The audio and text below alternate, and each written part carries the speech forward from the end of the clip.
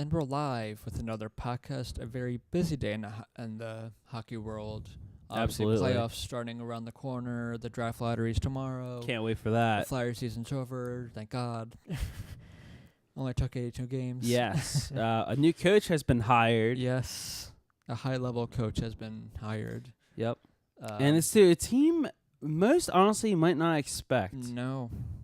Definitely not me. No, not me either. But well, obviously we'll get into all of that. And Flyers review. Yeah. later in the Well, podcast. because we were talking about this before the podcast. It might be a little tough, but depending on how long we want to go for it. But we'll do our best to do a Flyer season in review and everything, and kind of break down some positives, some negatives, also what their all season could look like. So.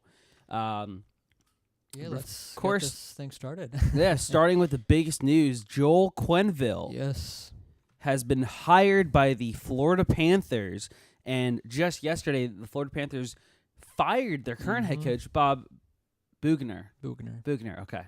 And now Coach Q is heading to Florida. Wow. Because this thing kind of came out of nowhere because it was last night. Stan Bowman of the Chicago Blackhawks said a couple teams have asked and were granted permission to speak to Quenneville. And then Elliot Friedman yesterday said there's a real sense today that the process between Florida and Joel Quenneville is much further along than most of us realized. It's not a done deal, but it's close. It would not be a surprise if this process closes in the near future, and that is today. As early this morning, Quenneville is heading to Florida. What helps is he has a relationship with their management, too. Exactly, yeah. Which is probably why it happened.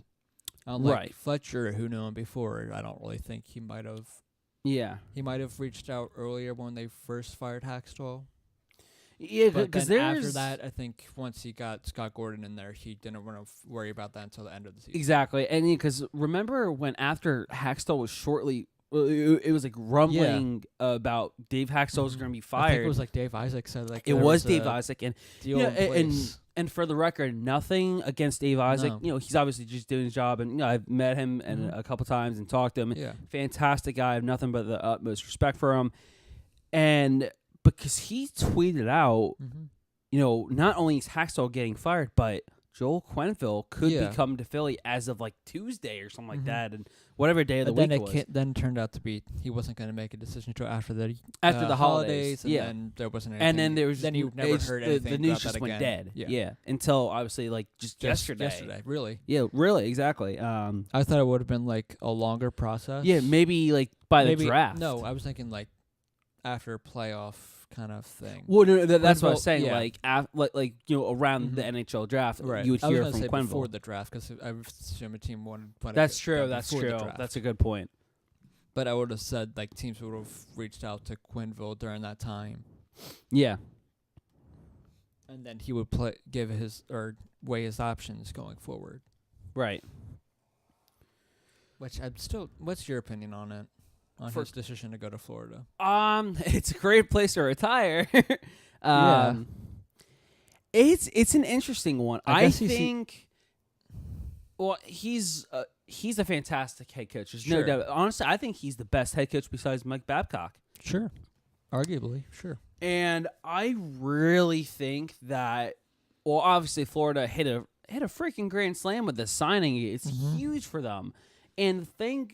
What Joel Quenneville is going to do with players like Aaron Ekblad and Jonathan Huberdeau, Alexander Barkov, Mike Hoffman, all these great young talent the Panthers do have. Not only that, but could Coach Q, with him coming to Florida, could that persuade his former player in Artemi Panarin to come to Florida? Possibly, because that was Florida. Because right when I heard the rumblings last night about Q to Florida, I'm like, well, where does this put Panarin? This could really convince him. So yeah, but I don't know. It's I'm still trying to process this. It's a big decision. It's a tough one, but for me, I don't know. I'm struggling with this one because I think Quenneville. He must have seen something in Florida. He did. Again, I think the players that I just mentioned in Ekblad, Huberdeau, Hoffman, like you said, and Barkov. I think he's really excited about those young players. Here's a point Mitch brought up yesterday when we were talking about it, when it was just a rumor that he thinks it was a dumb idea for him to go to Florida. Right. It's that if Florida does get Bobrovsky and Panarin, that's it. Yeah. They don't really have a defense right now. No, they don't, because they're going to use all their money. Don't really they would have a great top six. They'd have no depth. Yeah, and they still have Keith Yandel, but he's kind of rotting up there. Kind of Keith Yandel. All right, they have $3.15 million in cap space. That's not a lot at all. That's not a lot, but what contracts are expiring? And if you have Jamie McGinn, who's 30 years old, $3.33 million. Riley Shahan, who they acquired at the deadline, $2.1 million. Troy Brouwer, $850,000. Dennis Malgin, $690,000. They don't have a lot of big contracts. Here's one that's somewhat big. Derek McKenzie, their former captain, $1.375 million. I think he's going to retire. There's a lot of money tied up in their goaltending. Exactly, like between Luongo, a little less than $8 million exactly. is tied so in their goaltending. Here's my thing. I think one of those gets bought out, and then that money tries to get Bobrovsky. I think it's going to be Luongo, because not only he's 9 years older than James Reimer. Mm-hmm. I forgot James Reimer still played, honestly. Right? Yeah. See, he's $4.53 million for Luongo, $3.4 for Reimer. That's $7.93 million for the two of them. Mm-hmm. Reimer doesn't expire. His contract doesn't expire till the end of 2020, 2021.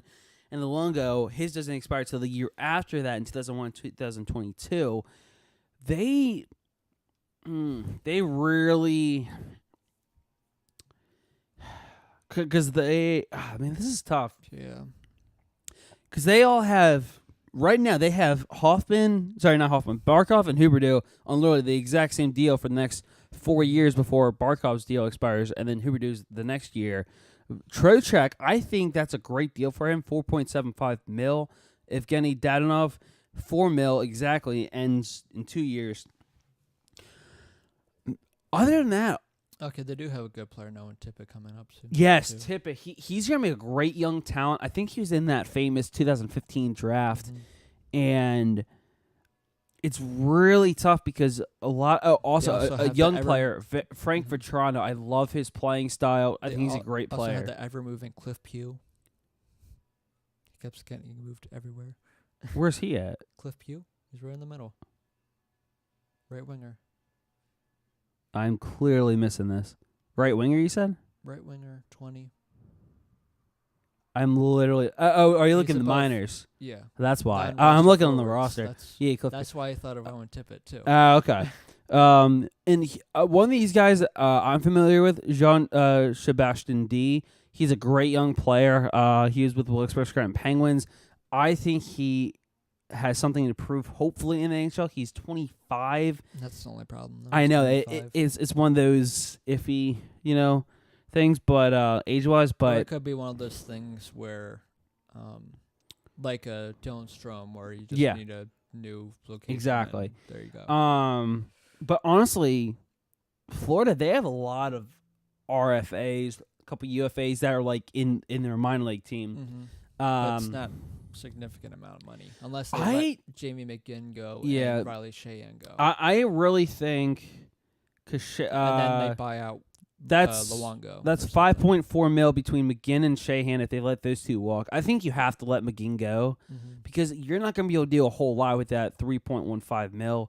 So let's do this. So let's say McGinn and Shahan are done. Mm-hmm. That's an extra of $5.4 million. That gives you $8.5 million roughly. Mm-hmm. You buy out Luongo. Mm-hmm. It's 4.53 right there. It's 13.6 around there. And then also if you let McKenzie walk, 15 mil. If you do all those moves, you're looking at roughly 15 mil in cap space, right? Mm-hmm.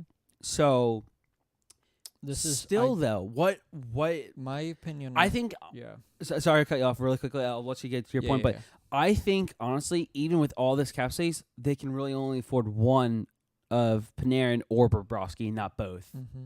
Unfortunately, I really think that's the case. For me, I think it was not the smartest move on Quenneville to go to Florida. I'm going to be with Mitch on this one. And saying it's not a great move because, one, you're banking on you signing one or both of Panarin and Bobrovsky. And there's got to be something easy in this team. But for me, if I'm predicting something here and who people are going to go, I think for Panarin, he might want to go to Florida, but it's in the back end, kind of. Because I still think he would either want to go to Chicago, a big city, and he wants to be a name. So I think he want to go to Chicago if Chicago gives him something, or even New York. If the Rangers say, hey, we don't really have anyone that's taken the starlight here. Do you want it or whatever? And start, or for our rebuild to start becoming more, you come over here. I don't think he'd hesitate to go to the Rangers. He said also that he would want to play for the Rangers as well. Yeah. But I don't think this would be out of the question either because of what you said earlier of now Quenneville there. Yeah, he might want to reconnect. But he also might want to reconnect with Patrick Kane. Yeah, true. But I think the one person they'll get is Bobrovsky, but I think Bobrovsky's just going to go where the most money is. And I think Florida's going to give him the most money. I think that's fair to say because and plus, not only that, but they need a goaltender because nothing against Luongo's Reimer old. or Luongo. Luongo's 40. Luongo's old and Reimer's the backup. Exactly. So they need a player like Sergei Bobrovsky. And if you really let him go to the 2022-23 season, he's 43 by then. Exactly. And that's not going to happen. I'm sorry. Right now, he's already having injury problems. He is. You can't really rely on that. And at the same time, the back's hard spot on Bobrovsky is he's great in the season, but hasn't really shown it in the playoffs. And that was something Jason Moritas on 97.5 The Fanatic was talking about earlier. He said he hasn't done crapola, to quote him exactly, literally in the playoffs. He's won 2 Vezinas, so. Well, yeah, but that's his resume right there. It really is. Do you want a Vezina winning goalie? There he is. He's out there. Look, I'm going to bring up his playoff stats because in the regular season, he played 62 games, started 61. He won 37 of them, lost 24, and won in overtime. What's his goals against average? 2.58 save percentage, .913. He had 9 shutouts. So, all right. So looking at this, and this is the exact type of goalie you'll get in Sergei Bobrovsky. Keep going. I want to look up something. So he in his rookie season in Philly, he played 54 games. Do you realize that? That's amazing. He won 28, but he's played an average Bobrovsky 63 games played in his first. I'm sorry. Let's see. I'll put it this way: in the last 3 seasons, he's played 62 plus games for Columbus. Played 37 before that, 51, 58, and then 38 in his first season. But goals against average, it's very accurate and it's unreal. Yeah. He's been anywhere in the low 2s to the hot, mid to low 2s. And for this season alone, for goals against average. Top 20 in goals against. Yeah. He's 18. He's second in wins and he's first in shutouts. Yeah. This 2016, 2017, this year had to been a Vezina year for him because he had a 2.06 goals against average and a .931 save percentage. 63 games played, 41, 17, and 5. Yeah, 24th overall. Yeah. It's unbelievable. But now... But you also... Yeah. You're not going to get a better goal. If you really want a good playoff caliber goaltender, quality goaltender, and for your team to succeed, and you don't really have the best goaltender right now, right? And you want a team that will go far or whatever, make it to the playoffs. Bobrovsky's going to be your best bet for now. It really is. And to go forward, because even when in our last podcast, when we saw like some of the top free agents going out there, like Holtby or whatever, they're going to get re-signed. Oh, easily. Because Bobrovsky's already made it known that he doesn't want to go. Exactly. Or want to stay. Yeah.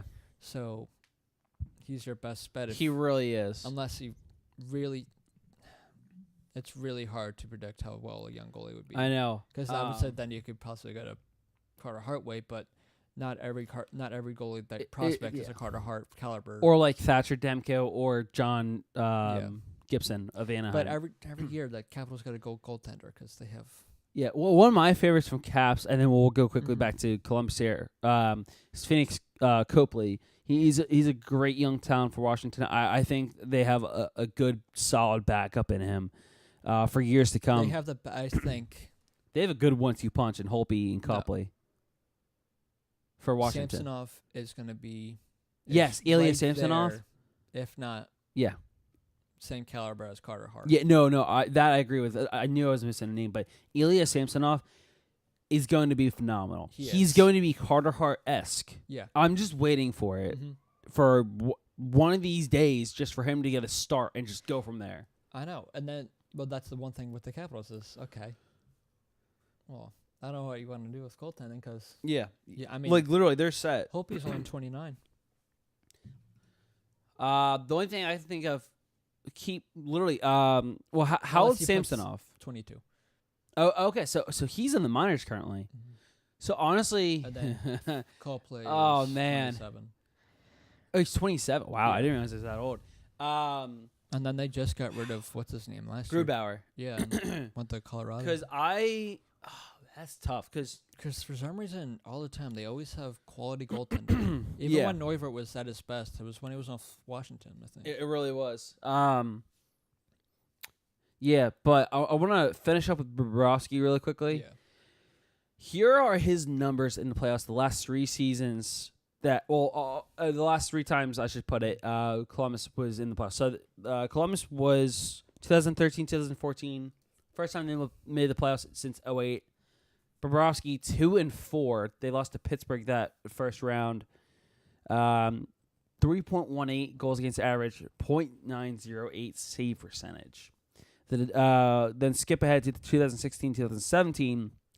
He was 1-4, 3.88 goals against average, .882 save percentage, and then last year, 2-4, 3.18 save percentage, .900 save percentage. So almost identical to his first playoff season. Here's the other problem too Columbus. is they have always had a hard time first round playoffs. They have. Year, it's not gonna be any easier. No, they got this is gonna be twice as hard when they faced Pittsburgh the last couple times. They got Tampa Bay.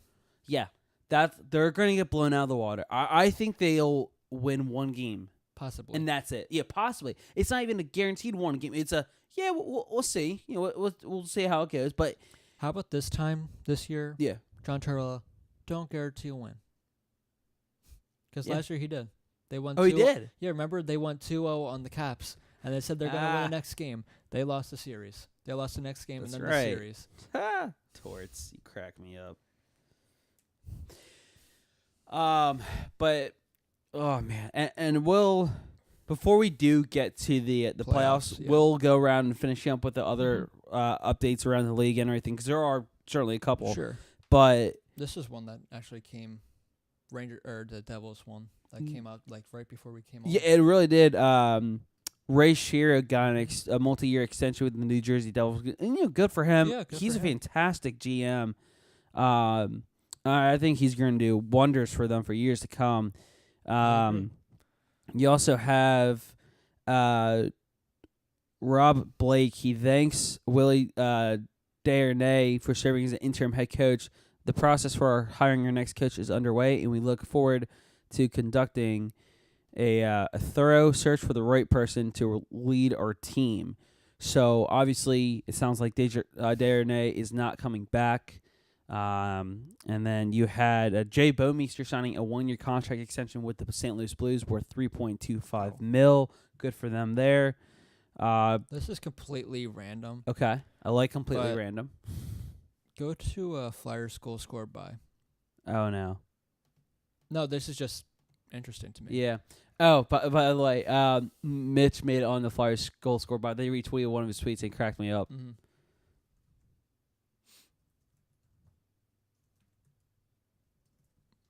What was it? It was Flyers goal scored by.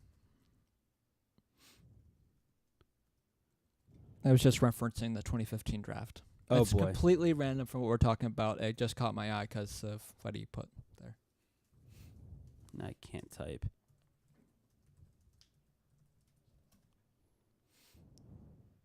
Here we go. I bet.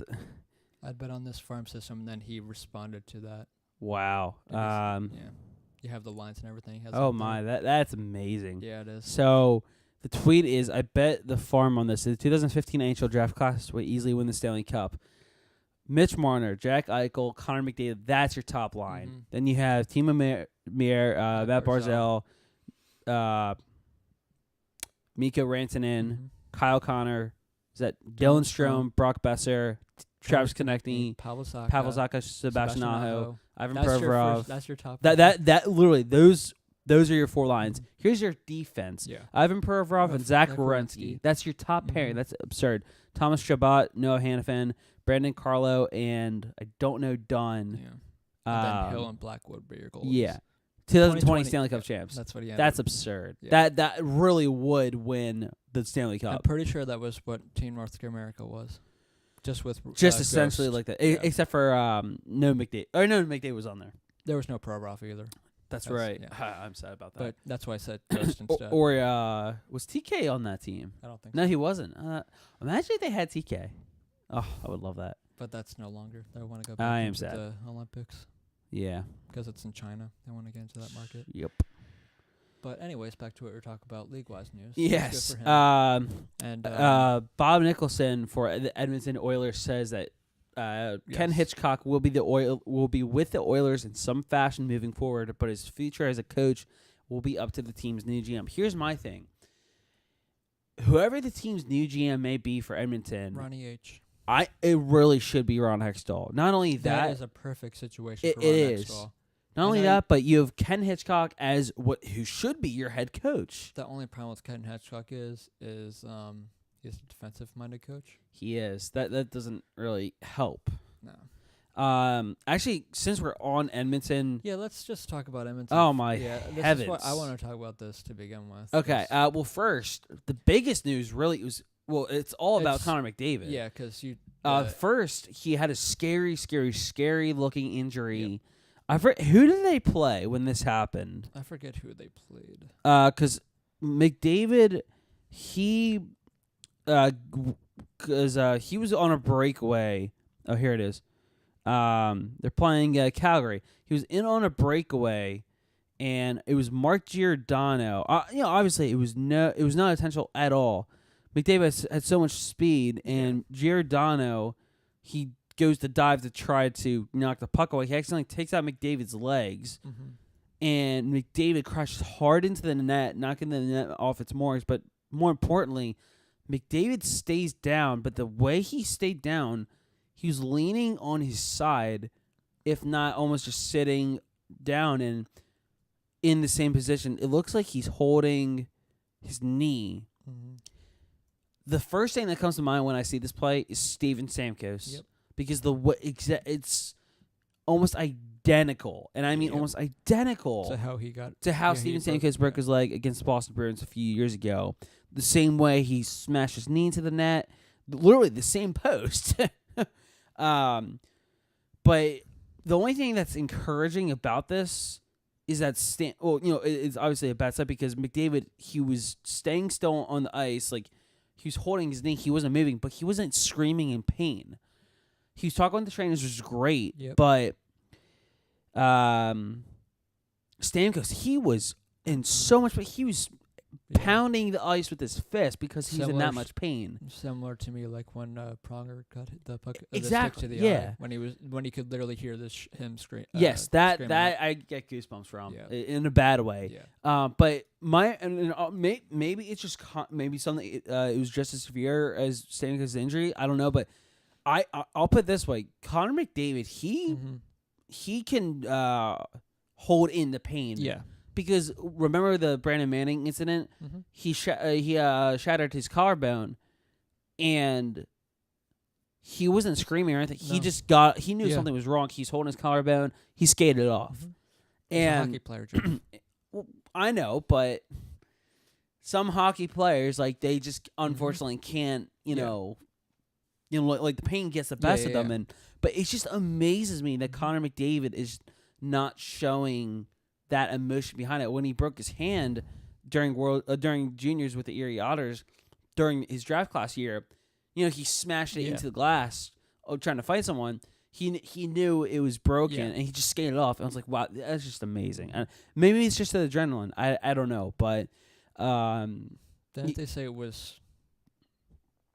Or didn't they get a report back on that? Yeah, so he walked. They did get someone Mark Spector, Sportsnet tweeted out. McDavid walks in, no crutches, and that's always a great sign, fantastic sign. And then, excuse me, there was reports that Ryan Rishaug from TSN. It sounds like MRI results were encouraging today from McDavid. That was last night, great. So that's really good.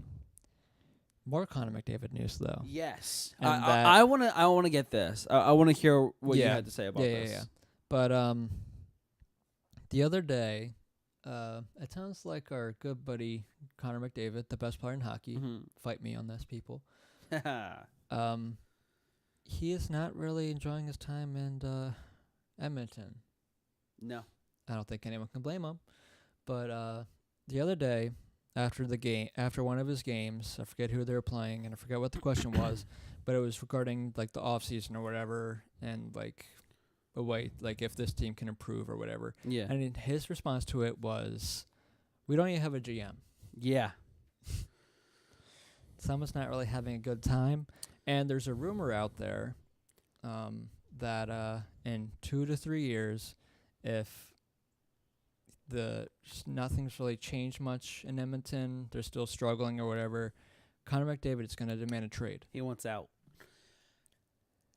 And here's the funny thing. I mean, I don't think you can blame him. Oh yeah. No, you can't. And we'll get. I definitely, obviously, got to talk more about that. But he earlier yesterday afternoon, here's what he had to say about his future.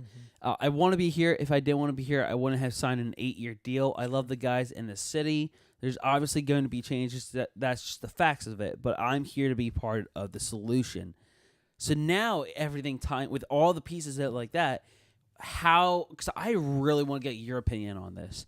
How do you view this whole McDavid thing? Because obviously a famous Oiler got traded to the Oilers many, many years ago in the 90s. Of course, Wayne Gretzky. Yes. And if Wayne Gretzky, got traded from the Oilers, I should say. If Wayne Gretzky gets traded, so can Connor McDavid, so can Claude Giroux, so can Sidney Crosby. Anybody in the NHL can get traded at any given time. It just comes down to the right deal. Brodeur was traded. He was one of those guys. Martin Brodeur was traded to the Blues, remember? Exactly. Everyone thought he was going to finish his career in the Devils. He finished his career in the Blues. Exactly. It was near the end of his career, but he was still traded to the Blues. Now, that I got... Lindros was traded. Like several times. He went to Dallas. He went to New York. So.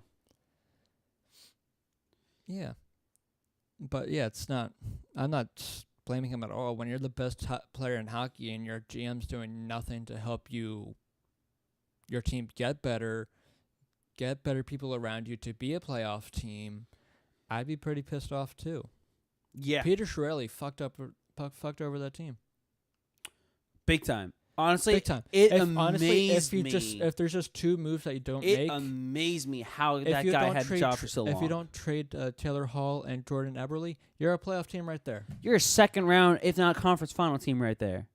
Second round, third round team. If you keep those two players, that's it. You know, maybe a couple more other moves here and there. Sure. You don't give a huge contract to Milan Lucic. No. Because what GM in their right mind would give him that type of contract? I don't know. Why would they put a slow turtle next to the fastest player in hockey? I get it. You got to protect them, but so you have other players who could do that. This is what the Oilers have right now. They have probably if not the best 3 centers right now. And McDavid, Draisaitl, and Nugent-Hopkins. Mm-hmm. That's 1, 2, 3 right there. They don't have very much wing depth at all. No. Larson's a pretty good defenseman, and obviously coming up is what's his name? You also have Darnell Nurse. That's who I was thinking, Darnell Nurse. But right now they're not really top. They're not top pair defensemen. I know. I'm right thinking now. Islanders now. Darn it. But No. Here's who I was thinking of. You have Evan Bouchard. Bouchard is going to be phenomenal for them. right. But you also don't really have much goaltending either. They don't. You have Kaiskinen, but that contract was given the couple of days before Chiarelli was fired. Yep. This is everything you need to know about him. Then obviously you have Stolars, but you're gonna. I think he got a knee injury. Yeah. But he wasn't really playing to begin with, I don't think. Well, no, that's why I think he wasn't playing, because I think he had that knee injury. But with your very little money and cap space, you need a goaltender. You do. Which I think if the heads of Edmonton, management-wise, if they're smart, I don't think they are, but I'll let you two. They have $356,000 in cap space. I'll let those other people decide on that, and Poirier-Harvey's not going to play another game for them either. Okay, so looking at their contracts, Tobias Reed is now coming back. He's $2 million. I could be wrong, but he's an RFA though. But still, they Chiarelli screwed this team over. Literally, dude, they're in cap hell right now. They are in cap hell unless they buy someone out, and even then, they're still screwed. That's why I think the only person I would maybe buy out is either Adam. How is Adam Larson an alternate captain? It's the Oilers. All right, I would either buy him out, if not Andrei Sekera. Yeah. Sekera's $5.5 million. That's unnecessary long. I think hefty contract for him. Yeah. Honestly, that's what I was gonna say before. Milan Lucic, $6 million until 2022, 2023. I would buy him out today if I was the GM. I wouldn't even sign him to that contract extension if I was the GM. It's unbelievable. Yeah, but if I was smart, and Edmonton, which I don't think they are, but it took them this. Yeah, I'll let the people decide on that one. But if I'm a Oilers fan, I'm kind of pissed at where the team is right now. Furious. But, and I'd be on McDavid's side. I would be absolutely furious if I was an Oilers fan right now. But I'd hire Ron Hextall. I Ronnie would have H. hired him. Hire Ronnie H. I would have hired him the moment they fired Chiarelli. Because he helped us. So he helped us out of Holmgren's mess in the exactly. Cap. He can help you out of this. Not only that, but he can draft smart. He drafts smart, and I believe he can build around Connor McDavid. Oh, 100%. Unfortunately, you also have Leon Draisaitl to build around. That too, but unfortunately, I think McDavid wants to win now. No, really. I think anyone wants to win now, but if you do get Ronnie H, he's kind of a wait and patience kind of guy. So here's my thing, but because with your cap situation, you're kind of a wait and kind of guy who can get you out of the cap situation you're in. Also, the other sad part is they might have to trade Ryan Nugent-Hopkins because of some of their other problems. Exactly. They're really, really screwed. All right, so I'll put it this way. It's not even like you have a good enough so player. I have here a list of all the trades that Ron Hextall has made. And I'll get to Chiarelli next. Here's the good trades. 2015 second-round pick, a 2016 conditional fourth-round pick for Kimmo Timonen. Braden Coburn for Rako Gudis, a 2015 first and a 2015 third-round pick.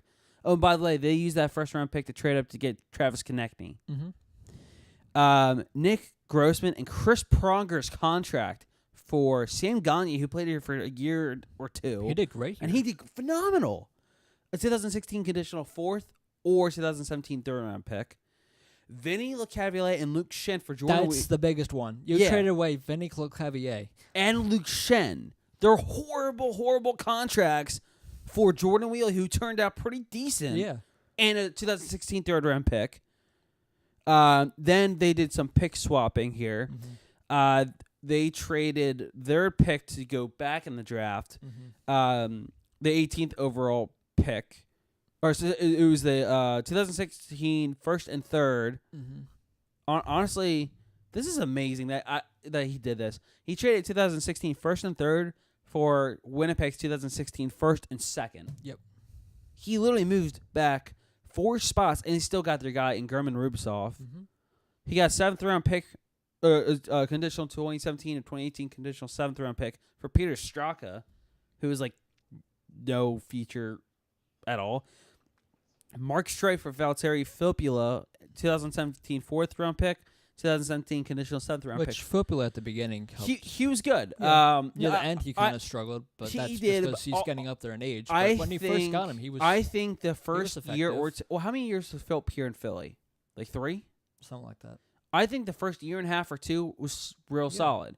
After that, it dipped, but he was I getting think older, it was a smart pick. Yeah. Not only that, but considering how old Streit was. Mm-hmm. Smaller picks, Nick Cousins, Merrick Madsen for Brendan Warren, the 5th-round pick in 2018, whatever. Here's a big one. Braden Shen for Yori Laterra, and again... I mean, no one really likes Yori Laterra, but... Or his contract. And again, this was a contract move for St. Louis, and this is a draft pick move for Philadelphia. It was Shen for Laterra in 2017 first-round pick, a conditional 2018 first-round pick. Oh, by the way, did I mention those picks between 2017? That was Morgan Frost 2018. That became Joel Farabee. Mm-hmm. So you got Joel Farabee, Morgan Frost, and Yori Laterra for Braden Shen. Mm-hmm. I'd take it. That's amazing. You got more for Braden Shen than you did Wayne Simmons, essentially. You really did. To Dustin Tokarski, future considerations, not bad. Peter Mrazek for 4th and conditional 3rd. That's a little iffy. And then I think his last trade was Cooper Moriarty for 2019 third. Wow, we got Cooper Moriarty for 2019 third-round pick. Mm-hmm. I think that was his last move because the first one, that was his last move. But did we forget to mention he got Carter Hart? Oh yeah, I forgot about that. Carter Hart and Ivan Provorov. Travis Konechny, Sam Marin, Sanheim, Robert Haig, Felix Sandstrom, Oscar Lindblom, a 5th-round pick. Mm-hmm. These drafts were phenomenal. Mark Friedman found Scott Lawton's game. That's a big one. That's a big one. Well, no, because he turned around. I see what you're saying now. Yeah. He put Lawton back down to the minors and to learn to be center, right? Yes, and not only that, and to be more defensive. Yes, but here's my biggest. And that year and the Phantoms helped them. Here's my biggest round of applause for Ron Hextall when it comes to Scott Lawton. He protected him from Vegas in expansion draft, and everyone thought he was nuts. I'll be one of the first to say I was not. I love because Scott. The other person that would have been protected was Belmar. Right. Yeah. So and I was like on the fence about it. I was like I would I get it. I'd rather have Lawton than Belmar, but so I was like honestly I was running a little. Lawton or low patience for Lawton, but Hextall, to his credit, saw a lot in Scott Lawton, and he protected him, and he signed to a cheap 2-year deal. Yes, he did. That's ending this year. Yeah, he did phenomenal. And then in his what turned out to be his last draft, Shane Gostisbehere has the best deal for the Flyers right now. It really does. Also, he signed Radko Gudas to that amazing 3-4-year deal. That's coming up soon. But here's some of the best players that Hextall drafted. Farabee, O'Brien, Adam Guinea, I'm excited about. Samuel Ersson, Nolan Patrick, Morgan Frost, Isaac Ratcliffe.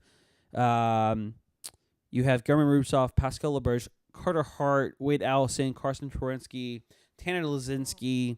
Both Lazinski and Wade Allison both need to sign. Wade Allison, yep. They both need to. Also, I think I got news about that coming up. Ivan Provorov, Travis Konechny, Felix Sandstrom, Mikhail Vorobiev, I think it's David Kasha. I can't pronounce. I thought it was Case, but I think it's David Kasha. Travis Sanheim, Nicholas Aube-Kubel, Mark Friedman, Oscar Lindblom, Sam Marin, Robert Haig. Sorry, not those last two. No. Robert Haig was a those are 2013. But still, the fact that all those picks I just mentioned, those were high-quality picks by a Hextall. And not all of them came within the first 2 rounds. Nope. Some were between 3 and 5. Mm-hmm. It's amazing. Lazinski was a 6th-round pick. Phil Myers went undrafted. And he signed him. That's amazing what the talent he finds. So I think, and drawing all this back to Edmonton, Edmonton needs to be needs to call him right now. They need to sign him because, one, he'll give you small contracts. Yeah, smart contracts, not just small, but smart contracts, and he'll do pretty good with the back end. Yes, but no, overall, there's some things he did not the best. There was that Umberger Hartnell trade that was a little iffy. I wasn't talking about that. I was just talking about keeping players like keeping Laterra and Weiss and them kind of in the lineup kind of thing. Yeah, no, there were some questionable play. But moves. any GM, anyone has those moves. Also, the fact that he didn't want to fire Hextall. Yeah. So. Because he was because he saw how the seasons before. Yeah. He saw it was going to turn back around, which it did. It did eventually, but just not with him. But no, yeah, I think overall though, Edmonton needs to go after him right now. If it wasn't for Connor McDavid, remember all those years when they kept getting first overall picks? Yeah. They would have kept being over. If they wouldn't have gotten Connor McDavid, they'd probably be last right now every year in the NHL. Yep. Oh, and they had a huge swing and a miss. 2012 first overall pick. Guess who they picked that year? Nail Yakupov. Oh yeah. So here's some of Edmonton's. Oh man, they took Magnus Payarvi 10th overall 2009. Yikes. Yeah. Nothing against Payarvi, but I don't think he's worth the 10th overall pick. They do have 6 picks this year. So Taylor Hall, first overall 2010. Oh yeah, if you want Ron Hextall, he will give you those 6 picks. In tournaments like 9 or 10. Well, that and also he will find someone good there. Exactly. You've Roger Nugent Hopkins, first overall 2011.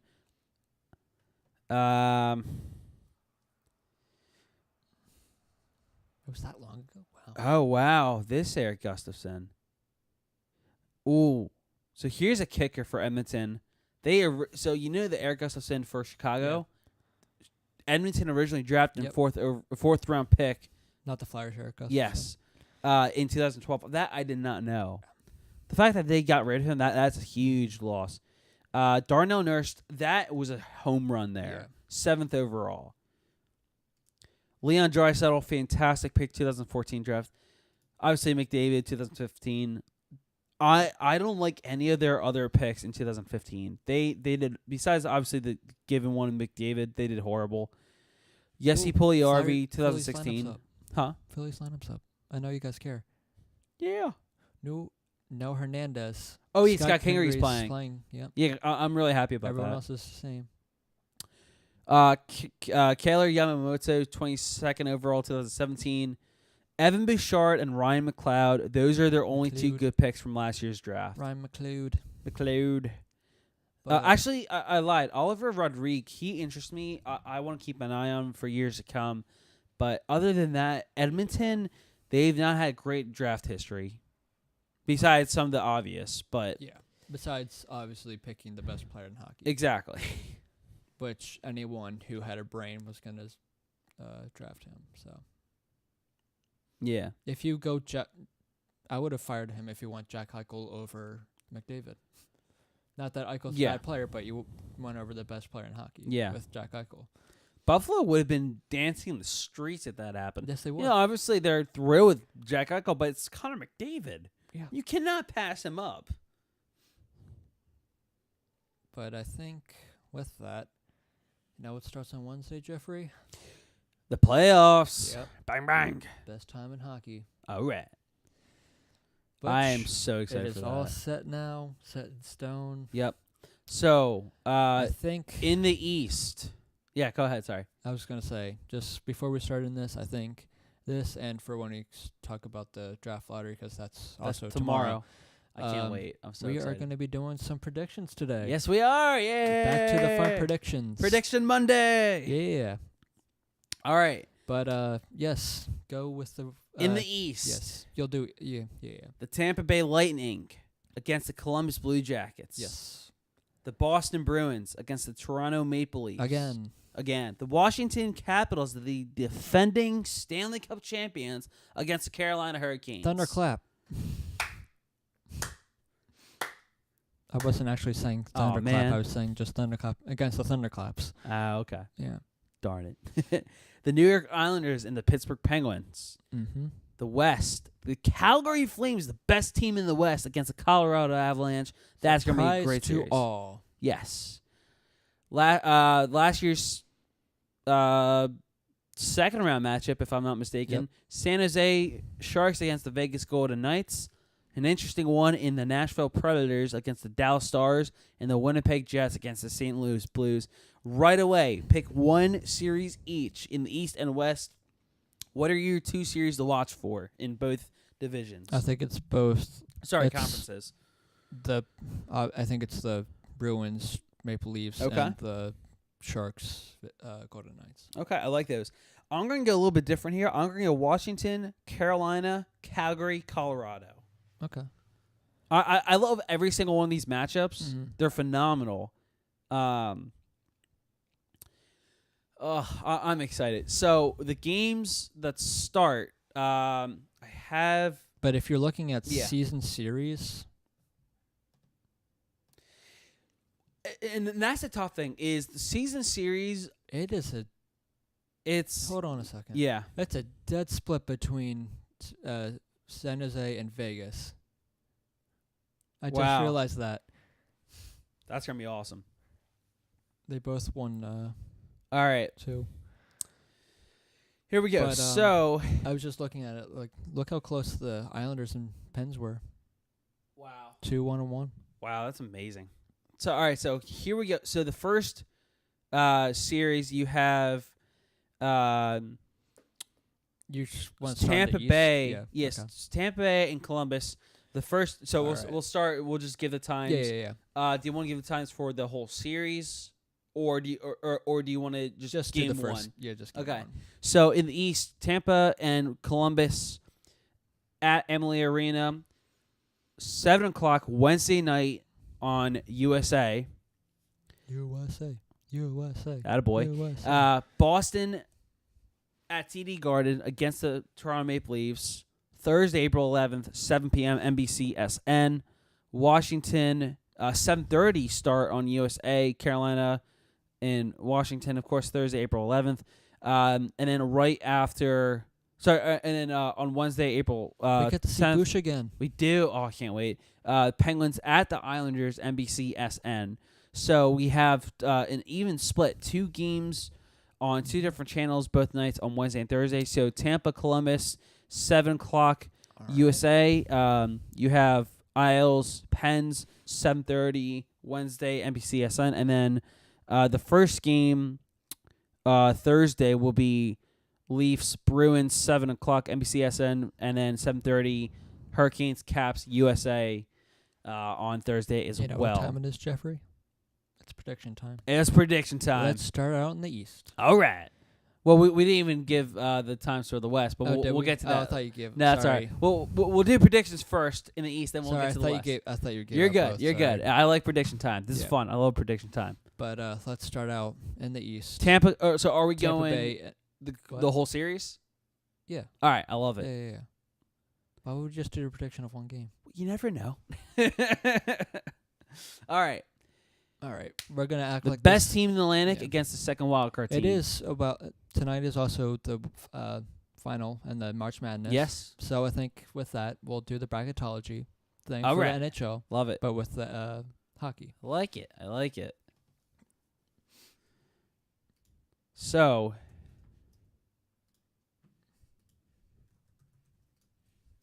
Give us a second. Yeah, I was looking at the same thing.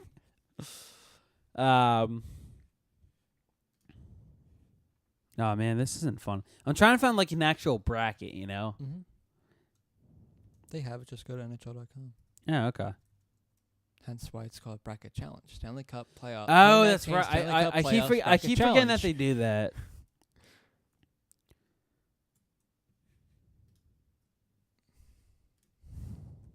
Here it is. I got it.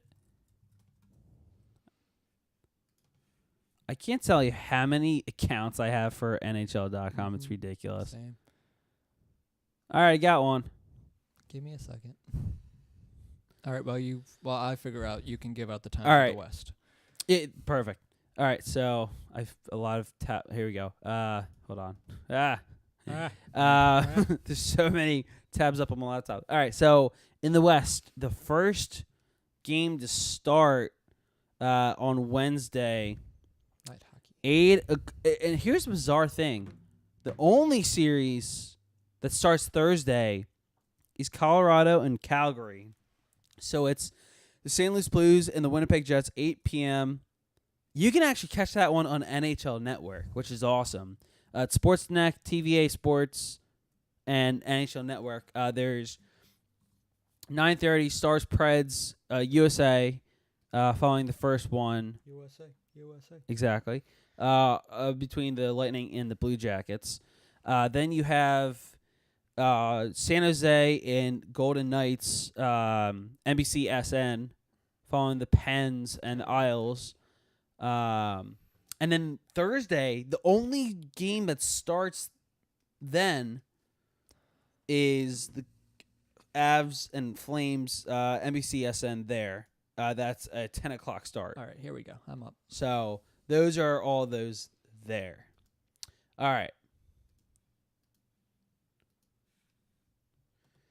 All right, so the winner of Tampa Bay Columbus will face the winner of Boston Toronto. Okay.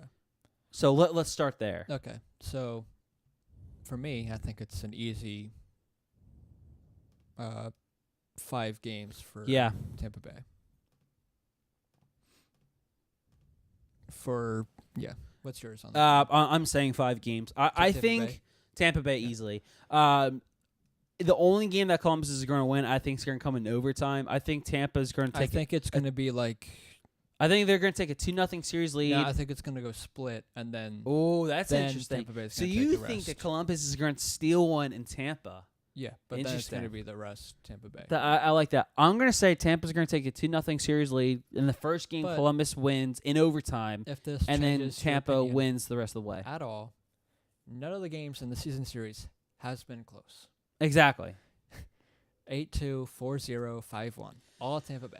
Yeah, Tampa, and I'll put it this way, they are also phenomenal this year. Tampa Bay tied the record. They did. They tied it. Great news. Victor Hedman's close to returning. So that's Big. just going to help him even more. Big, not that they needed it, but exactly. But it's you want it's no contest. It's literally for that. I'll put it this way: it's going to be a college team facing a high school team, if not a middle school team, because that's the level. No disrespect to Columbus, that's just the level that Tampa Bay is at right now. Yeah, they are on a whole new level. They ain't got no respect. Boston, they don't. They really don't. Boston, Toronto, who do you got? I keep going back and forth, but I have to go Boston. I'm still going back and forth on this one. How many games? Boston 7. I like that. I am really, and I mean really, on the fence with this one. I want to go Boston. I want to go Toronto. I'm dead middle in the split. I don't know who I want. I want to look at standings because I want to see how Toronto did end of the season, last 10. Boston leads the season series 3-1. It was 5-1, 3-4, 6-3, 3-2, and Toronto's only one. It was 4-2. Have they? Wait, hold on. 5-1, 4-2. Okay. 6-3 and 3-2. Okay. Other than the first game, they've been relatively close games. Exactly. That's how I see the series going. Is that way. The third game was 6-3 Boston. That wasn't as close. It wasn't as close, but it was closer than the first one. Yeah. That could also be that they just got an empty net. It was 2 points. Exactly. Yeah. But yeah, they haven't played each other since January as well. That. So, and this is before everyone got. So I think this is before Toronto got Jake Muzzin. Yeah, it was. That was like 3 weeks maybe before they got Muzzin. But I think this series goes because if you're gonna look at each team depth wise, Boston obviously has the best line. They have the better defense. Offensively, Toronto has the edge there. Obviously, Tavares, Marner, because they have Matthews. more depth. They have more depth this season. I think Marner, because Mitch, I think I agree with Mitch in this one. I think Marner became the second best player over Matthews. Yeah. And I'll put it this way: I think that overall, as a team, so because I'm really still split right now. Because in my one, if you look even deeper past the offense and defense, because the first lines you give it to Boston, I think, because obviously depth-wise, I think you might, maybe not, but I think with Nylander and everything, you might give the edge to Toronto, even though Boston does it back us. So I don't know. Defensively, it's Boston. Chara can still put up the numbers, and McAvoy's a good defenseman. This series is going to go into goaltending. I 100% agree with, which is why I give. That's why I give the Boston. Honestly, I think the fact that you just said that, the last that secures month my of the pick. season has been a struggle for Anderson. He needs a bounce back. Hopefully, say a series win, maybe he gets back into it. But I think even if, Tuukka Rask starts the season, Halak has played great for them as well, so he can come in too. And honestly, that's why I give the edge to Boston. I love the fact that you just said that, because that really secured my pick, because I'm really, and I mean like head to head with Boston Toronto. I might do two, just depending on for Toronto. Yeah, no, as much as I would love Toronto, I'd love Toronto to be in it, but yeah. And so here's my thing. So for Toronto, I think they have more depth than Boston. They added John Tavares, and that's offensively and even defensively. That's a huge step to compare to where they were last year. And I think that is going to, if Toronto were to win the series. Each team has veterans. Exactly. I think, and this is only Tavares' second year in the playoffs. Think about that. Yeah. Because I think, so let me put it this way. First, my pick's Boston. Yeah. I'll explain why. It could go either way, but I'm going Boston in 7. So first for Toronto, I really think if Toronto were to win the series, it comes down to their depth. They added John Tavares, and those two players, John Tavares and Jake Muzzin. If it wasn't for those two players, it's playoff times. If Jake Muzzin and Riley are not together, you put them together now. Exactly. You really need to, because they are your two best defensemen, and they will do damage in this playoff. That's the only time where you might consider doing 4-pair. Yeah. But we saw that with the Sharks. Remember? You did. You really did. In the Stanley Cup. Oh man, this is so much fun. So my thing for Toronto, if Toronto still ended up with 100 points too. Yeah, that's amazing. If they were to win the series, it comes down to because of the depth, and also the fact that adding Tavares, that pushed them over the edge. But now with Jake Muzzin, I think that is going to really push them over the edge of beating Boston. Yeah, I agree. But it does come down to goaltending. Goaltending wins championships in the NHL. Anderson has been horrible lately. To show up not only lately, but in the playoffs, he has not looked good. I think he has worse numbers than Bobrovsky. That's what I'm looking up right now in the playoffs. I'm pretty certain Boston let him up last year. They did, especially in Game 7, and that really hurt him. I think it's gonna be a repeat of last year of 7. I feel bad saying this. I think you're right. I did have it. Here you go. Because I like Freddie Anderson, but I'm not a fan of him when it comes to playoffs. I do too. He's what is all right. So he was 3-3. All right. So okay, this literally makes no sense. He started in all 7 games, but yet his record was 3-3. Has to be 3-4, but it's not for some reason.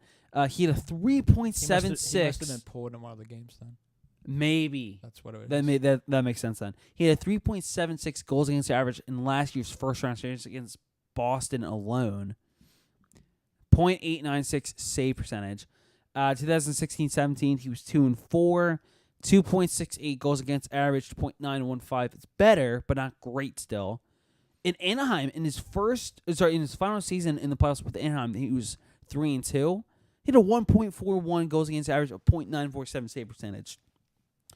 That's the Frederik Andersen that the Toronto Maple Leafs needs to show up this year in the playoffs if they want to succeed. Andersen really fell off even stat-wise this season. Exactly. He had great numbers coming forward, but right now it's .917 save percentage, .277 goals against. Goals against, that's 27th in the league. Believe it or not, better than Holtby. His last 5 games alone, look at his... Besides the game against Islanders, look at his save percentage. .898, .929, .966. That's the Islanders game. .909, .861. Goals against. 5 against Montreal, 4 against Philly, 5 against Florida, 2 versus Tampa, 1 versus Islanders. Yeah, he's 15th in but it's his stats need to improve, especially in playoffs. But for Boston, it comes down to goaltending. I think Tuukka Rask will push them over the edge in a Game 7 victory, especially Game 7. So that's my pick there. Let's have no more licking. Huh? Let's have no licking this year. Yes, please, Marchand. All right, here's one of my favorite matchups. Washington, Carolina. How many games? Who do you have? I have Washington, and I kind of go back and forth, but I think it's going to go 6. Okay, I like it. Possibly 5. Just because even if look at the season series, it hasn't really been. Caps lead at 4-0. They've been kind of close actually. 6-5 win shootout win in December, middle of December. Then 3-1, 4-1, and then 3-2. The last 2 came on the 28th of March and the 26th of March. I could see it going either one of 2 ways. Mm-hmm. It all comes down to Game 7 regardless for which team's going to win. As much as I want to pick Carolina, I'm going Washington because of their playoff experience. Carolina, they have a lot of good veterans like Justin Williams. And that playoff experience, except for last year, have always laid an egg in the playoffs. Yeah. So, I mean. Well, Carolina? No, Washington. Oh, Washington. Yeah. Sorry, I was like, wait, what? And this is the first time in 10 years Carolina's made the playoffs. It's true. It's amazing. But you picked Washington, right? I did. Okay. I think if Carolina were to win the series, it's going to go 7. It has to go 7. But even if they lose, I think it's still going to go to 7. Mm-hmm. I think it's really going to come down to the wire.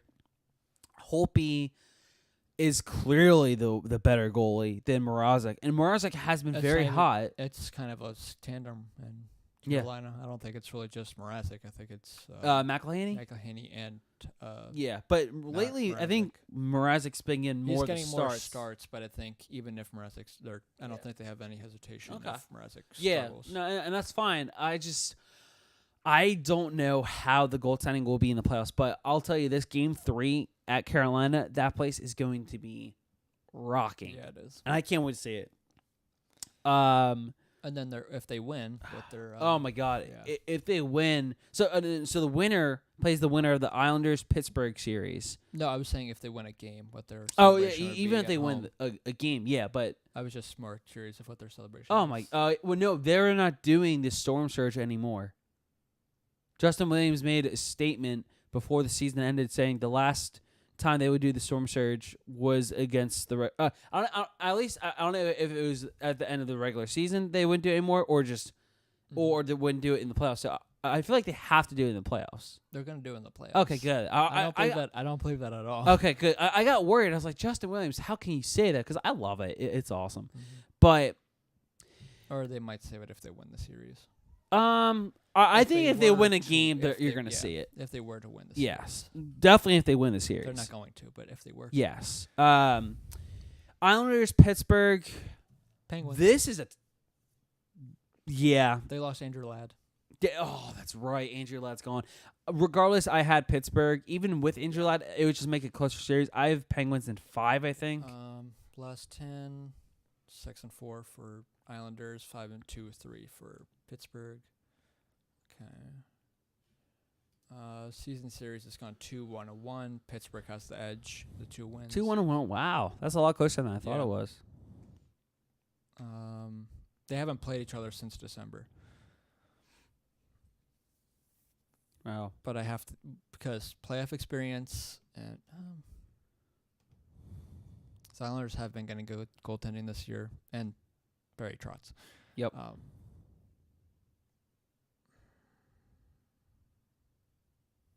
Yeah, it's Penguins.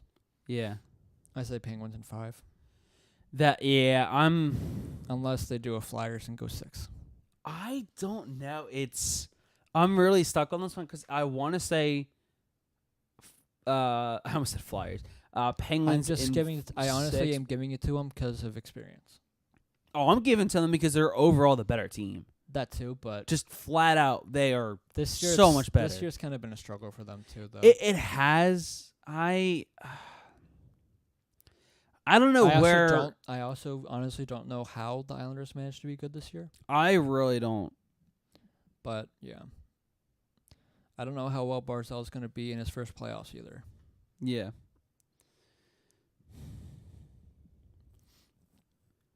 So yeah, I'm going to give it to Penguins. I'm giving the Penguins regardless. I just don't know. Yeah. I don't know. This made me laugh. There's the Atlanta Thrashers, the not Atlanta Thrashers Twitter page. So this is our year, and it's the Thrashers logo on the 2000 Stanley Cup Playoffs for 2019 for the logo. Love it. Before we move to the next round, let's move to the West. Yes. And this is going to be my first and probably only upset, unless you count the Penguins winning an upset. I think the Avalanche will beat the Flames. That's where And it's goaltending, that's why. Yeah. It's going to come down to goaltending. And Grubauer has experience. Yes. He came in Game 3. But the Avalanche also had the same problem. Oh, no. Grubauer's first 2 games for last year. The Avalanche are like the Bruins in that they have a really great line, but they're worse than the Bruins are because they don't have much else after that. Yeah, which is where I give the edge. That's where I give the edge to Calgary, but I give it to. I think it's going to be Colorado in 6. Oh man!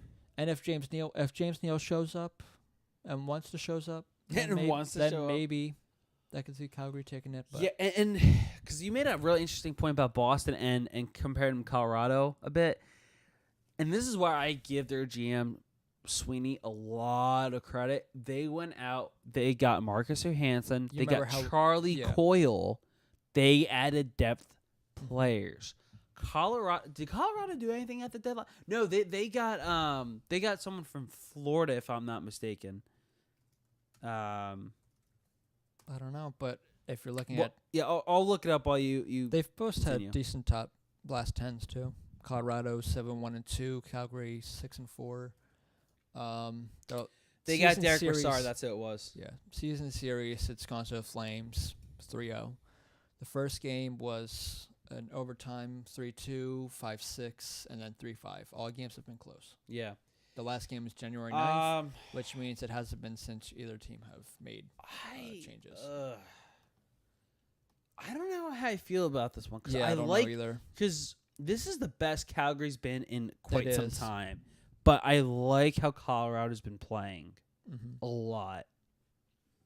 I do too. Oh boy. I mean, you also have Noah Hannafin in there. That and Elias Lindholm, Matt Tkachuk, Johnny Gaudreau. That's why I said if you have James Neal who wants to show up, then you have some depth. I love Colorado. I'm going to give this one Calgary, though. First difference. I know. Oh, my God. I don't know. I really like Calgary as a whole team. Like, the last couple of years, think you have to they've been an exciting team. Literally, last couple of years, in 1 year, I literally picked them to win it all 1 year because I was that excited about the team, but they lost in the second round against the Ducks. But they are an interesting franchise. I would loved it because they used to be a powerhouse franchise in the 80s. I would love to see them get back to where they used to be in the mid 80s. Or whenever it was. It had to be 80s. Here's my thing too. Yeah. Start Riddick. Don't start Smith. Yeah. Smith has been terrible. Smith has been. I'm sorry, Sid, but he's been awful, and the numbers show. Go Riddick. I like Riddick. I also keep forgetting. Mark Giordano still plays too. Yeah, it's awesome. I really like Colorado. I love their team. I love what they've done. I love the turnaround. Mm-hmm. Both teams. I think that's going to be the best series in the first round. Both teams I really do. Don't really have much playoff experience. They can't really go off of which that is why either. it's going to be more exciting. Because Colorado did make it last year, right? They did. Make the playoffs last year? Yeah, then they lost. They faced Nashville in the first round. And then they lost. That was a great series. Because James Neal on the Flames has the most playoff experience in the Flames, and Colorado, it's Varlamov. Yeah. And Ian Cole. Yes. Which I keep forgetting Ian Cole plays. Yep. Because Ian Cole won it with the Penguins. He did. Who I believe in that series was the worst defenseman for the Penguins. But that's just my opinion. No, it's a great opinion. It's accurate. Probably is. But, yeah. Let's go to San Jose and Vegas. They play the winner of the Calgary-Colorado series. This is another toss-up for me, but I will give it to San Jose. That's what I was thinking. It's so tough, man. I'll put this. Yeah. This is the opposite of what I've been saying before, though, because Vegas probably has the best goaltending in the West. Yeah. And Fleury. Martin Jones can be iffy. I like Jones a lot better than Fleury, to be honest. I like Fleury's game, especially how he reamped his career in a way with Vegas, but I like Martin Jones better. I do, but playoff-wise, I trust Fleury more. Yeah, no, that I do, agree. but I'm saying that, but I still right. No, I'm still I hear you. The Sharks. I hear you. I think it's going to be similar to the Boston-Toronto 6 or 7. Yeah. Let's let me see what I had. Series. It is season series. Oh yeah, I said that's a complete split. Yeah, so this game could be the one that goes 7. Here it is, literally, and there was first one, 2 close games and 2 blowouts. Yeah. It was 6-0 Vegas. Both teams 7-3 Vegas. Well, I'm going teams that they won. It was 3-2 San Jose, and then 4-3 in overtime San Jose. It was literally win-loss, win-loss. Yeah, the overtime win was the 30th and the 18th of March was the blow up by Vegas. Yeah, what was that? That's what I was looking up. But it literally could be a toss up. If you want to go back, last 10, 3-6-1, 3-5-2. Both not great last 10. Only thing that San Jose has is they won the last 2 games. Vegas has lost the last 2. Yeah. And San Jose put up 101 points this season. I have San Jose in 6. Yeah. I don't know. I love. This is one of Here's my favorite series too. matchups. Vegas got Stone. I forgot. They got Mark shit, Stone. That's right. Oh my God. They added depth. They also have Pacioretty. They both kind of added depth. Because San Jose's got Carlson. Yeah. Oh my God. Oh, this is gonna be so much more fun than I thought it would be. Except for the series are gonna be at like 10:30 God. Okay, I lied. I'm pushing this 7. Because I have I'm in this Facebook prediction thing for the playoffs. I have it in 6. I'm pushing the 7. You almost just said I'm in this Facebook thing projection thing for Facebook. Yeah, I know. I was like, hold on, no, that's not right. Facebook? Yes. For on Facebook, there's a playoff prediction challenge. I'm in with a good group of hockey guys, and oh my God, that just changed my mind to push this to 7. I love this series even more. Oh my God! Oh, this is awesome. Vegas, because to start the season, Vegas they both improved because Vegas got Vegas had Pacioretty and San Jose still had Stastny. Carlson and also Stastny for Vegas. But then at the deadline, Stone went to Vegas and they signed the 8-year extension for him. And obviously Evander came from last year, but still he's too. Yeah. I like Donskoy for San Jose. Yeah. Also, here's one of my biggest players that I love for Actually, 2 players. Also, Tomas Hertl and Timo Meier for San Jose. Those guys are going to be the other thing too for the Sharks. I don't think Carlson's played the best this year. I think he's played good, not great. Yeah. But I think he needs to show up this playoff series. And similar to Toronto, I want Carlson and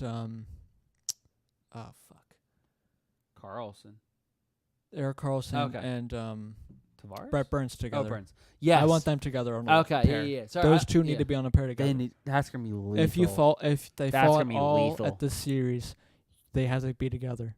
They really do.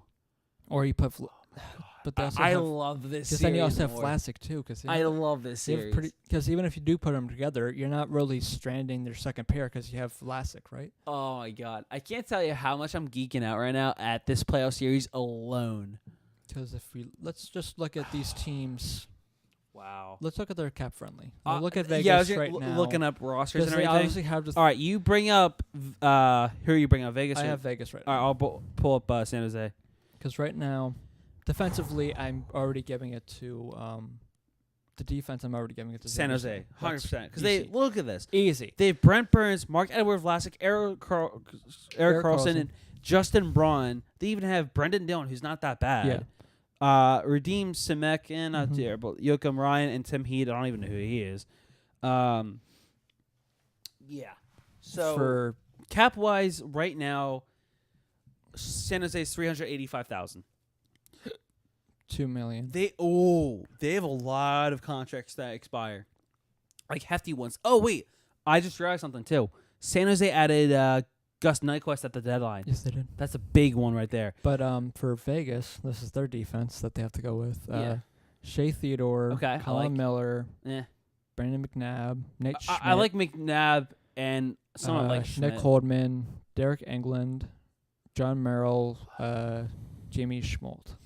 Honestly, I think San Jose's defense can easily tear apart that defense. San Jose's offense is going to tear apart that defense. Yes, they are. The only thing that's going to keep Vegas in the series is the fact that Mark Stone and Pacioretty, those two are going to lead the way. And they still have the same line as last year that they were running with. Yeah, William Karlsson, Riley Smith, Carlson, Smith, and Marchessault. Marchessault, yeah. I hope Marchessault's been doing well since. I think they have. Yeah. I think they've moved actually to their second line. I think you're right. Stone, Stasny, and Pacioretty, which is what I would. So wait, how's Vegas doing in cap right now? It's a little less than $2.5 million. Okay, they're doing a lot better than San Jose. In San Jose, they got some big decisions to make this offseason. Like they have Ed Belmar's contract is up. So San Jose, they have $385,000. None of their contracts other cap than, space. England and Belmar are their most expensive. Ready for this one? Oh, yeah. No, that's next year. Okay. They have to get rid of.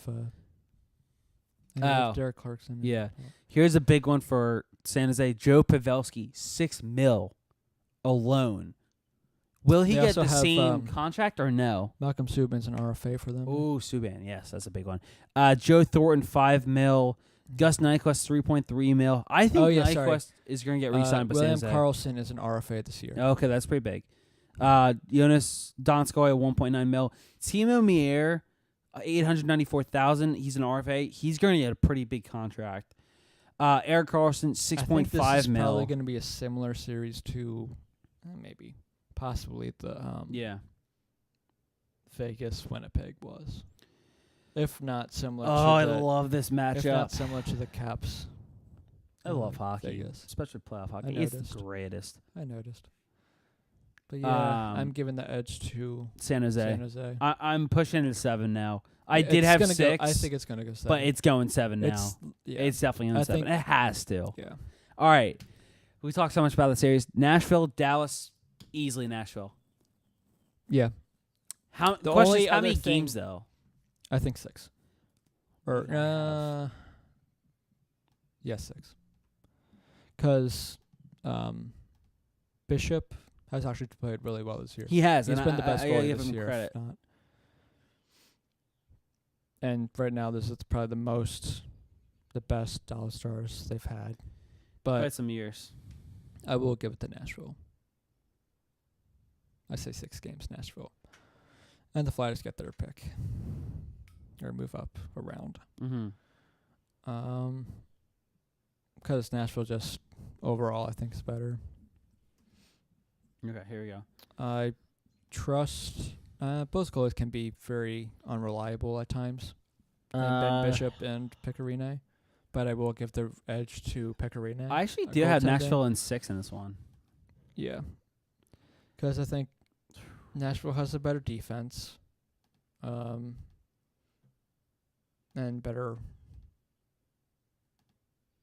offensively. Yeah, yeah. They made a good amount of moves this offseason or during the trade deadline. The season series between it's gone 3-2 Preds. 5-4 yeah. November 10th I went 5-4 overtime. Nashville end of December 2-0 Dallas. Then February 2nd 3-1 Dallas. Then another overtime win for Nashville. Yeah. The 7th, and then the last meeting was a 5-3. So they've all been close games, actually. Okay. But I would still give the edge to Nashville. 6 games. And let's quickly get to this last series. Yeah. Winnipeg, St. Louis. Which I will give the edge to Winnipeg. Because, like I said earlier in the podcast, Dustin Byfuglien is back for the Winnipeg And Jets. that's a huge difference. It's like Sharks getting the Lightning getting McDonough? Hedman back. Oh, Hedman, yeah. Hedman back. It's and that's amazing. Yeah. It really is. It's literally huge. The fact that his body presence on the ice alone, it makes players more aware, saying, "Oh, I can't do my usual BS." They have to be more aware on where they are on the ice, who has the puck, when they have the puck, who's around them, because he can level you left to right very easily if you're not careful. I'm going. Huh? Woo. I'm going Winnipeg in 6 or 7. I'm going Winnipeg in 5. 5. Wow. I like St. Louis's game a lot. St. Louis, they have a good defense. They've grown. They've really grown under Craig Berube. I'm giving him a lot of credit. Goaltender is young. I don't know how well he'll do in the Binnington, playoffs. I'm excited to see how he'll perform. I hope he does well. And I know Winnipeg's going to win the series, but I hope Binnington doesn't get lit up. And they're just kind of good defensively. I know they have Shen and they still have Tarasenko and everything, but I don't think O'Reilly helps a lot. And O'Reilly, but I don't think that would help them. No, and I'll put it this way: like we were saying earlier in the podcast, I think if it was the Nashville St. Louis, I think St. Louis could possibly win that in 7. Possibly, it's a hard possibly just because of the end of season.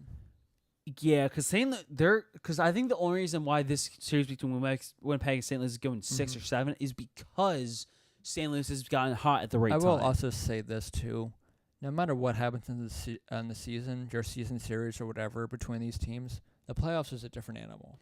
It is exactly, and that's what I'm saying. Like, if you're hot at the right time, you get the only reason that helps is you can carry that momentum into the playoffs. That's the only reason why I was thinking that situation. I think Nashville would still push it. I just think it would go 6-7. Yeah, I'm excited about this one too. I'm still going Winnipeg. Right. So let's quickly go to the 7th round or 2nd round. 7th round. Oof. Yeah. Woo, man. I'm talking about the draft. Yeah. Right. So we both have Tampa, Boston. Okay. I gotta pick Tampa easily. Tampa 6. Yeah. I like. I want to say 5. It's probably gonna go 6. 6 because Tampa Bay's better everywhere. Oh, and not only that, but it's yeah. Caps, Pens. I think another 6. Another 6. It goes. That's like the average. I think it goes 6. These series last, and I think it's gonna go Caps. I'm still gonna be a Caps. rematch. It's literally gonna be a rematch conference finals. In the West, I have Calgary, San Jose. You have Colorado, San Jose. I think San Jose would. I think regardless, whoever it is, it's San Jose. I think San Jose, and I think Winnipeg over Nashville. That I actually agree with 100%. So our Final Four is the same conference finals. Winnipeg, San Jose, and then Tampa, Washington. My picks meeting each other in the Stanley Cup Final. The Winnipeg Jets against the Tampa Bay Lightning. I've been Tampa winning in 6. I've been saying that all year, but You're changing it. I'm changing it. I think it might be the Sharks. Oh, I would love to see the Sharks get back to the Stanley Cup final. They deserve it. They really. All right, here's my wish. Because I generally think it's going to be a toss-up because I think that's another series that'll go 7. But because of those two series going this. 7, I think that would be kind of easy win for I'll put it this way. This is the first time, and I think years, if not ever, there's been not one team in the West that I don't care who makes the Stanley Cup final. Because there's always been, I don't want Chicago or maybe L.A. because they would go literally back to back to back to back. Yeah. In the East, it's, I don't want Boston or Pittsburgh. I actually don't mind if the Caps go to the cup final. I would like to see Ovi try to win another cup, if not defend their title. But other than that, I don't really care who goes to the East. I prefer Tampa or Toronto at most. But other than that, I would love to see Carolina make a huge push. I don't know if it'll happen, but Islanders would be a huge shock. Same thing with Columbus. But I think realistically, the three, I'll put it this way, the 3 teams that could go to the conference or the Stanley Cup final, Toronto, Tampa, or Washington. What? So I'm saying in the East, the 3 teams out of the East that could make, I lied, that will make, one of these 3 teams will make the Stanley Cup Finals. It's Tampa, Washington, or Toronto. Mm-hmm. One of those 3 teams. No, I still have Boston beating Toronto, but I'm saying realistically, I could still see Toronto winning. And, I'm sticking my pick in Toronto or Boston 7, but I could see Toronto going to the conference finals and potentially even going to the Stanley Cup finals. In the West, it's easily coming down to San Jose, Winnipeg, and potentially Nashville. Yeah. For who would go to the Stanley Cup finals. I still have Winnipeg beating San Jose in the conference finals. I love that matchup. It's a great matchup. I want Winnipeg to go far. Mm-hmm. I really want Winnipeg to go far. They have a hell of a team the last few years, and their time is now. Kind of like how Tampa Bay's time is now for making a cup run. This is Winnipeg's year to do it. I don't know if they'll win it all, but they are going to the Stanley Cup Finals. I'm going to do a second one, and the second one, the only changes I was going to make to it would be Toronto and Winnipeg going to the Stanley Cup. That would be the only changes I would make to it. Oh, you're making a second bracket? If I was going to make a second bracket, that was going to be the only changes I would make. I like it. Because those are the only ones I'm not sure on. Yeah. No, I like it. But yeah. Honestly, we've been talking so much. I highly doubt we'll get to the fire season review. We'll do that at a later time. Yeah. Do you want to talk about the draft lottery? I think let's do a. I think we could end on that. Yeah. So we're at an hour and a half. So, oh my God, that's awesome. We can just kind of do a prediction of where we think the Flyers will go. All right. So, because right now, anyway, so the NHL draft lottery is tomorrow. The Avalanche, who have the Ottawa Senators pick, has the best chance at number 1. LA Kings, Devils next best picks. The draft lottery is taking place tomorrow night. NBC, SN, Sportsnet, and TVA Sports during a 1-hour show beginning at 8 p.m. Yes, and the Flyers have the 10th right now with an 11.4% chance of making top 4. And they jumped up a spot. % chance of the number 1 overall. They jumped up a spot from 11 to 10. Chicago, they dropped down 2 spots. Mm-hmm. One thing that helps Philly, they lost 5 in a row. That really secured their spots. They went 2-8 in the last 10. Yeah, that really helped them. And obviously it sucks, but hey, it helps them get a better pick. Yeah. All right. I want us to each pick, each do the similarity once, and I want to see what you have.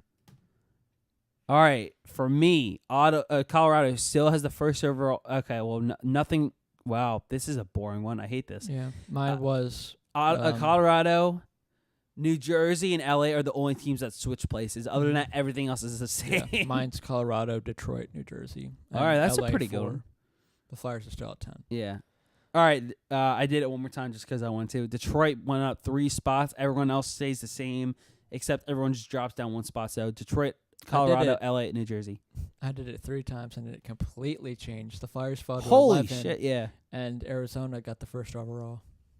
Nice. With Ottawa being second, then the Rangers. This is a good one here. LA jumped up 1 spot. Edmonton jumps up 5, second overall. New Jersey jumps up 3. Sorry, New York jumps up 3. Ottawa/Colorado jumps down 3. Jersey, Detroit, and Buffalo all go down 2.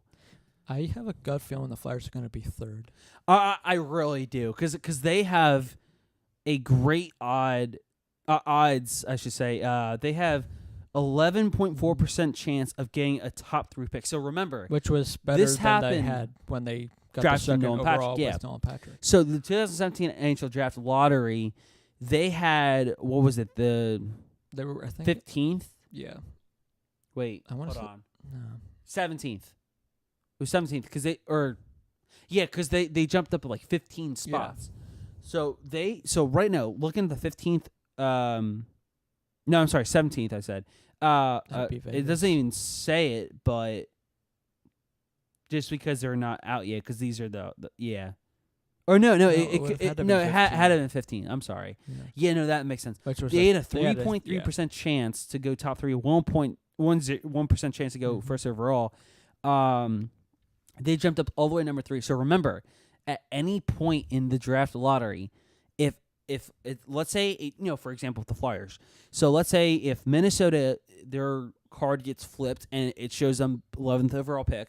If the 10th overall pick gets flipped over and it's Vancouver, that automatically puts Philadelphia at the top 3 pick and guarantee them a top 3 pick and with still a chance of getting number 1 overall. So then, in that case, number 9 could go to any one of Anaheim, Edmonton, New York, Buffalo, or Detroit. And then you gotta go from there. So, but going back to the playoffs real quick. Yeah. This is something I was talking to you before, and something Mitch and I were talking about this past weekend, just the playoffs in general and everything. Sure. Since really paying attention to NHL, probably down 2010, 2011 maybe. That's when I fully started paying attention to it. So the league and everything. Yeah, it's weird how the playoffs are now, because it's weird the teams that missed it. Because I'm used to seeing the Rangers, the Chicago Blackhawks, the Kings, the Ducks. Yeah. I'm used to seeing these teams, even Minnesota. Yeah, Minnesota too. Even the Devils at times. Yeah. And I'm trying to think who else in the West, because there's always teams that are almost always in it. If you're historically Detroit hockey fan, Detroit, because they had that long period of time. This is weird for them to miss 2 years. Even in a row. For me now, it's just bizarre. Yeah, and it's weird seeing Carolina in there. That's what I love seeing Carolina. It's weird. I love it. It's weird. Still, it's weird seeing the Islanders in there. It's weird seeing Columbus in it. Yeah. A little less weird because they've made it a couple. Yeah. But yeah, that's just kind of my last little take there. This is a weird year. But we had a good amount to talk about. But I think for our next podcast, either here or on Jeff's Like the Land podcast, we'll be doing that. Would be the Flyers season review, which I think the whole podcast would just be a review of the whole season. So, and so we would go from kind of before the season started. Yeah, our expectations during the season. We'll look at the predictions we made. Going into the season. That would be fun to look back at. Which we were completely wrong on. Oh, way off. Especially me. And then also, where they were by the NHL trade deadline, where they were now, of course, at the end of the season. Going into the off season, their biggest needs at the draft, and then free agency, of course. Right. But look out for that, and until then, we'll see you.